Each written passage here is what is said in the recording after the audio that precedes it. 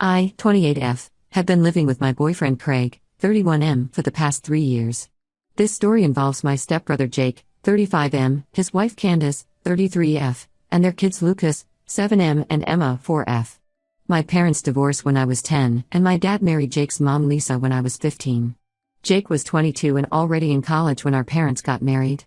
Our blended family situation was never smooth.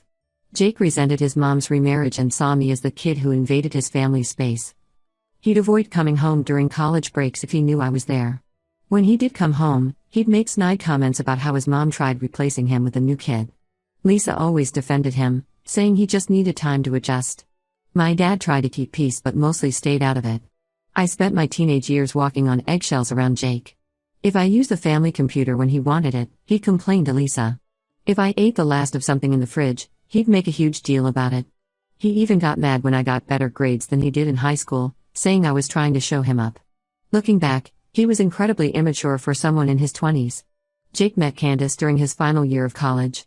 She was sweet and tried to include me in their conversations when she visited. But Jake would always find ways to exclude me. When they got married 8 years ago, I wasn't invited to the wedding. Jake told Lisa it was a small ceremony with limited space, but Facebook photos showed it was quite large. It hurt, but I was used to his behavior by then. Everything changed when Lucas was born. Suddenly Jake started acting nice to me. He invited me to Lucas's baptism, sent me birthday cards, and asked about my life. I was suspicious at first, but Lisa was so happy about us getting along that I tried to be open-minded. When Jake asked if I could watch Lucas one Saturday night so he and Candace could have a date night, I agreed.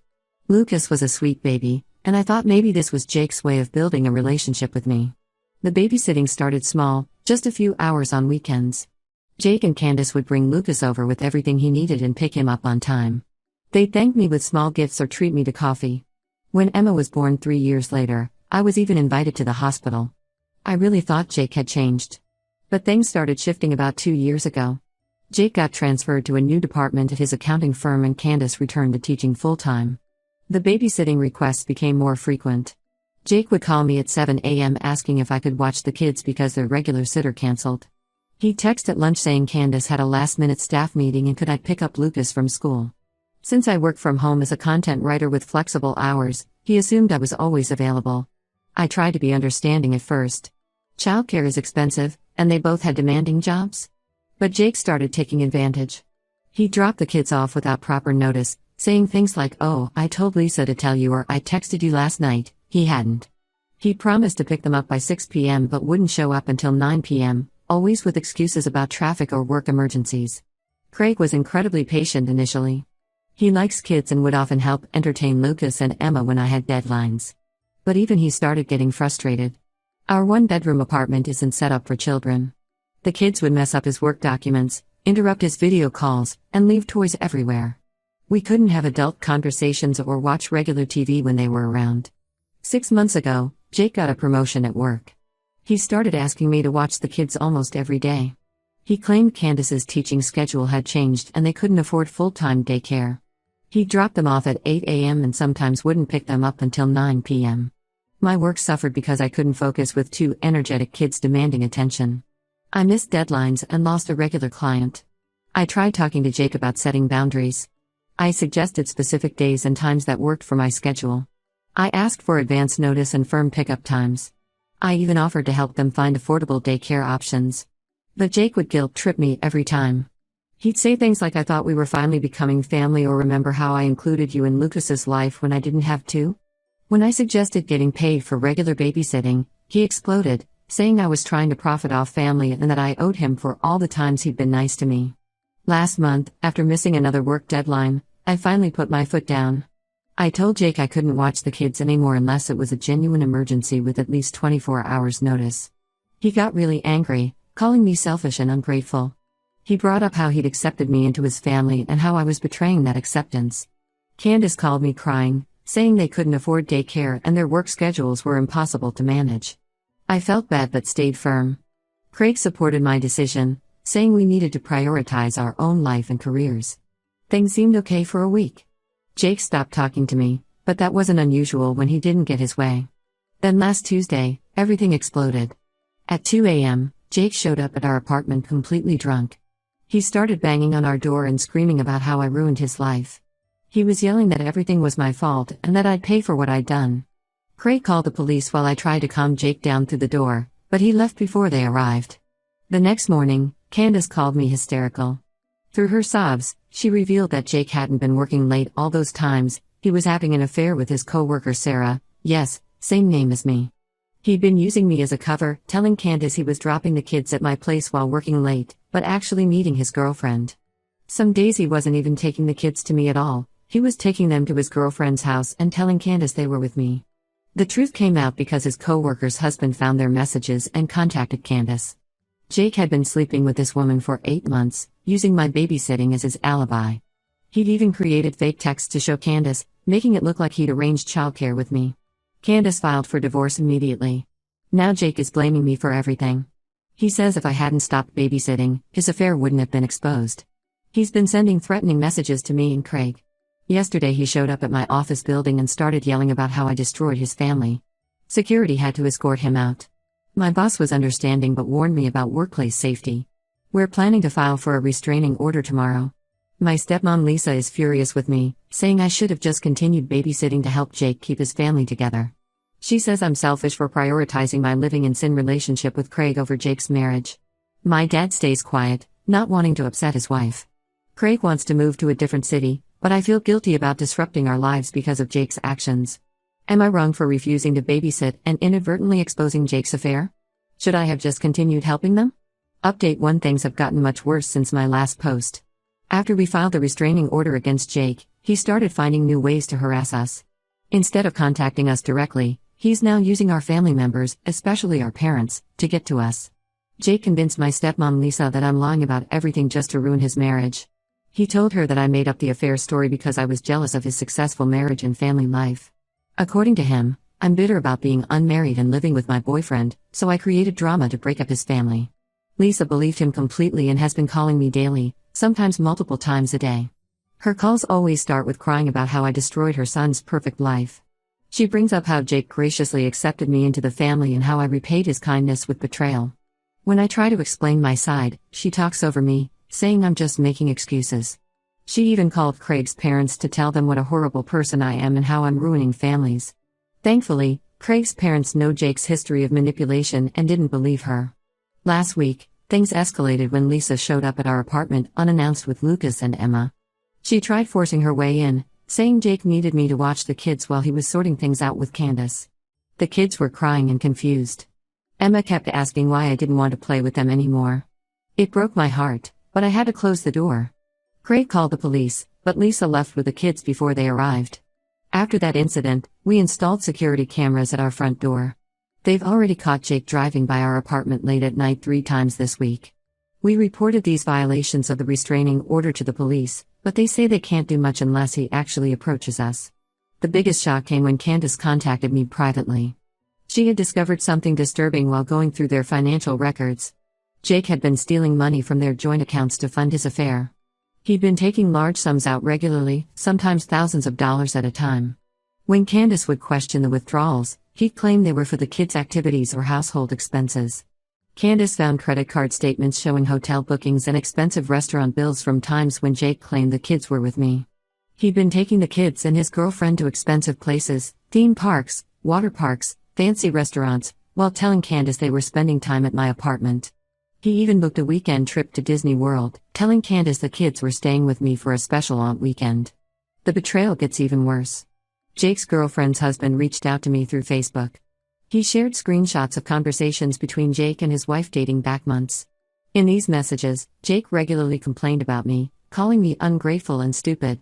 He told his girlfriend that he only pretended to accept me as family so he could use me for free childcare. There were detailed messages planning their meetups while the kids were supposedly with me. These revelations made Lisa finally question Jake's story, but instead of apologizing, she's now saying we need to keep this quiet to protect the family's reputation. She's been calling my relatives, asking them not to discuss this situation with anyone outside the family. Craig and I had to change our phone numbers because Jake kept calling from different numbers. Sometimes he'd call crying, saying he was sorry and needed help. Other times he'd scream threats and blame me for ruining his life. He even tried calling from payphones to avoid being blocked. Jake's harassment extended to our jobs too.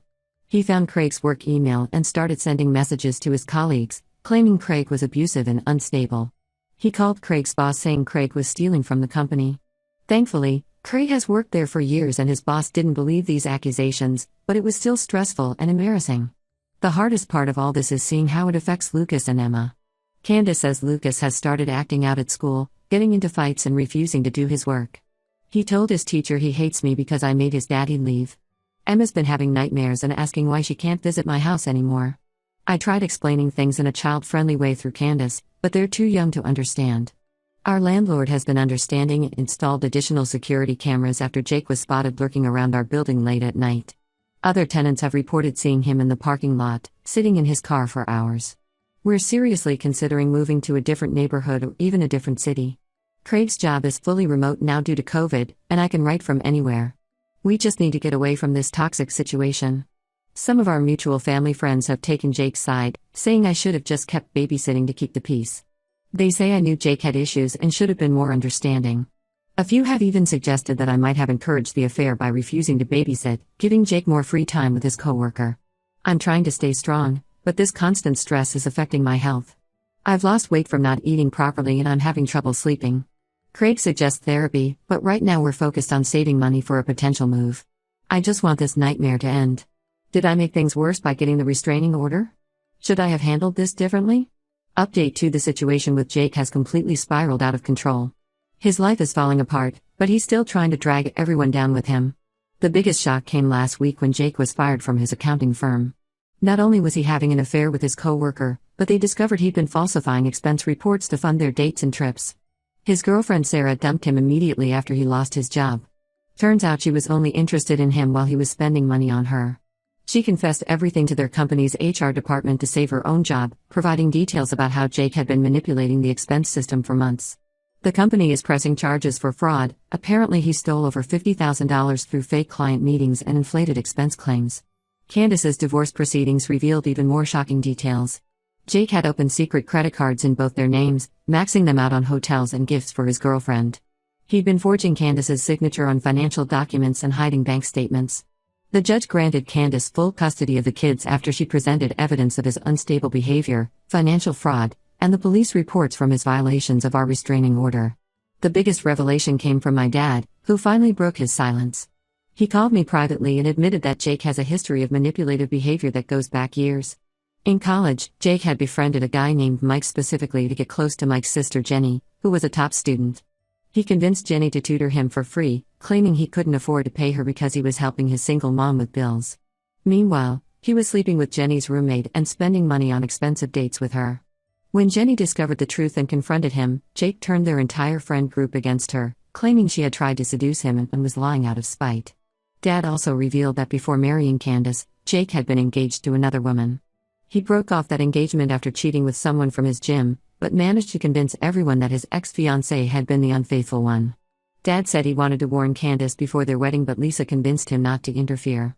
Last night, everything came to a head when Jake showed up at our parents' house completely drunk. He demanded they cut me out of their lives and transfer their house into his name since he needed it more than I did. When they refused, he went into a rage, breaking windows, throwing furniture, and punching holes in the walls. The police were called and Jake spent the night in jail. My stepmom Lisa finally saw Jake's true colors during this incident. She called me crying, apologizing for not believing me and for enabling his behavior all these years. She admitted that she'd always known Jake had issues but thought if she loved him enough and protected him from consequences, he would change. Now she's devastated, realizing her protection only made him worse. Craig and I are moving next week. We found a nice apartment in a secure building 2 hours away from here. It's in a gated community with 24-hour security, and the rent is actually cheaper than our current place. Craig got a better job offer there too, with a significant pay raise. The only downside is being farther from my dad, but he understands and supports our decision. Jake's harassment has taken a darker turn since he lost his job. He's been posting about us on social media, making wild accusations and threats. He even created fake profiles pretending to be old girlfriends of Craig's, claiming Craig was abusive. We've reported everything to the police and our lawyer, documenting each incident. Candace reached out to warn me that Jake's been asking their mutual friends about guns. She overheard him talking about making me pay for ruining his life. We've added extra security measures at our current place for our remaining time here, and our new apartment complex knows not to give out any information about us. The saddest part is how this is affecting Lucas and Emma. Lucas has started therapy to deal with his anger issues, and his therapist suggested limiting contact with Jake until he gets help. Emma still doesn't understand why her daddy is so angry all the time. She had a breakdown at school last week when another kid mentioned having 2 houses because of divorce. At this point, I'm just counting down the days until we can move. We haven't told anyone except my dad our new address, and we plan to keep it that way. Some family members think I'm overreacting by moving away, but after everything that's happened, I'm not taking any chances with our safety. Update 3: Life has finally settled into a peaceful rhythm in our new city. The constant fear and anxiety of looking over our shoulders is gone. Our new apartment complex has amazing security, and not having to worry about Jake showing up unexpectedly has been a huge relief. Unfortunately, Jake violated the restraining order twice more before facing serious consequences. The first time, he followed my dad after a family dinner, thinking Dad would lead him to our new address. Dad noticed him and called the police. The second time, he showed up at Craig's new workplace, causing a scene in the lobby.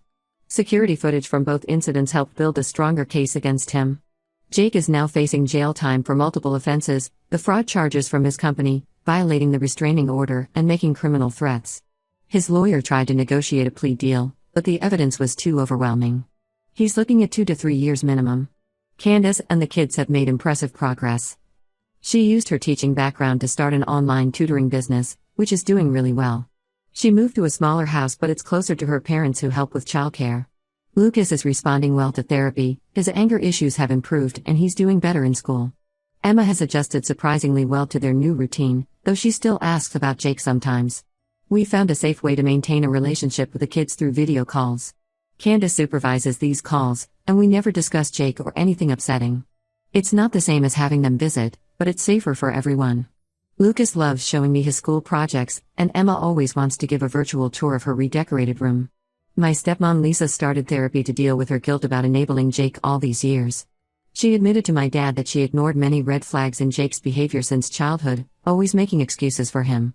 She's working on accepting that Jake's choices are his own and not her fault. Dad says she's become much more assertive and has stopped trying to fix everything for Jake. Dad visits us monthly, always making sure to take different routes and check he's not being followed.